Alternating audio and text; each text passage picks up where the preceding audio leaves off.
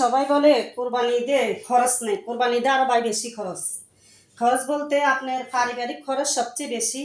কারণ একটা মানুষের যখন কোরবান দেয় তখন এই কোরবানের পিছনে মশলা জাতীয় জিনিস হইতে, চালের গুঁড়া হইতে, ঘরের পারিবারিক জিনিসের খরচ হইতে প্রচুর প্রচুর, যেটা মানে হিসাব করা যায় না। আজকে এই মাসে আমি 3বার বাজার আনছি, তারপরও এখনো কিছু জিনিসের আরো শর্ট পড়ে গেছি, হিসাবের পরও আরো শর্ট পড়ে গেছি।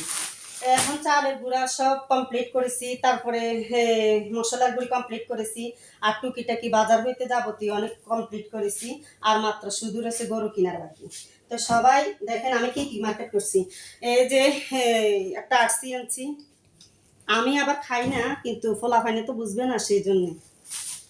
এই যে শ্যামা নিয়ে আসলাম 2 প্যাকেট, তারপরে এই যে মুড়ি নিয়ে আসলাম চনাবুট খাওয়ার জন্য, তারপরে এই যে চা পাতা নিয়ে আসলাম,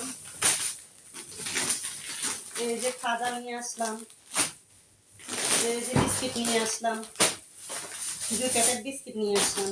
কারণ যারা মাংস বানাবে তাদেরকে তো নাস্তা পানি দিতে হবে, সেই জন্য বিস্কুটও নিয়ে আসলাম, মুড়ি নিয়ে আসলাম, চনাবুট মেখে দেবো। আর মাংস রুটি হলে তো তখন মাংস রুটি খাওয়াবো। তো আর কি, আর বেশি কিছু এখন মানে বললাম না, বা যা কিছু আমি আপনাদের সাথে শেয়ার করলাম। ঈদের সবাইকে ঈদের শুভেচ্ছা জানাইলাম। ঈদ মুবারক।